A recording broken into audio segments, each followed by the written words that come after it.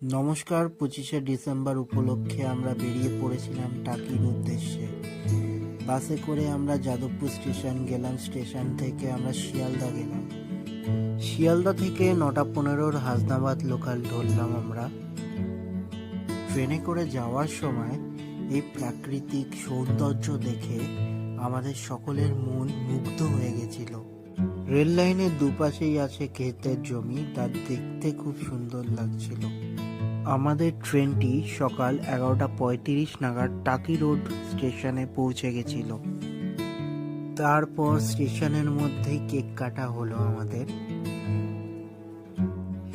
এই শীতকালে চায়ের সাথে কেক খেতে দারুণ লাগে, কি বলো? এরপর স্টেশন থেকে বেরিয়ে টোটো রিজার্ভ করে আমরা চলে আসলাম বিদ্যাধরী নদীর তীরে। এরপরে আমরা বেরিয়ে পড়লাম ত্রিবেণী সঙ্গম দেখতে নৌকা করে, যেখানে 3টি নদী ইছামতি, কালিন্দী এবং বিদ্যাধরী নদী একসাথে একটি জায়গায় মিলিত হয়েছে।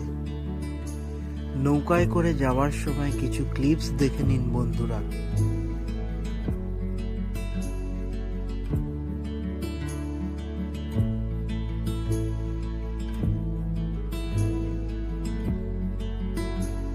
দেড় ঘন্টা নৌকা ভ্রমণের পর আমরা তীরে এসে আবার টোটো করে বেরিয়ে পড়লাম মিনি সুন্দরবন দেখতে।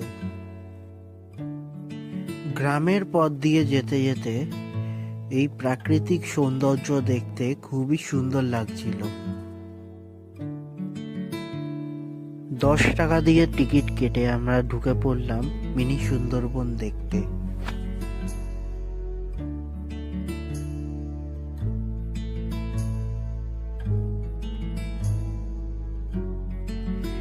এরপর আমরা চলে আসলাম বাংলাদেশ বর্ডার দেখতে।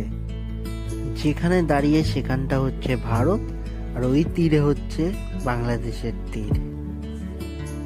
কি অপরূপ সুন্দর, তাই না? মিনি সুন্দরবন থেকে চলে আসলাম আরেকটি দর্শনীয় স্থানে। এখানেই বিসর্জন মুভিটির শুটিং হয়েছিল।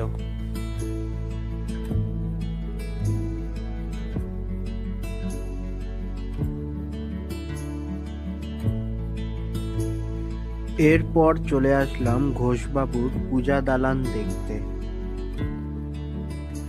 ঘোষবাবুর পূজা দালান থেকে বেরিয়ে চলে আসলাম ত্রিশক্তি মন্দির দেখতে। টাকি রাজবাড়ি ঘাট দেখে আমাদের এই সফরটি এখানেই সম্পূর্ণ হলো। ধন্যবাদ। আর কলকাতা থেকে একদিনে ঘুরে আসার জন্য টাকি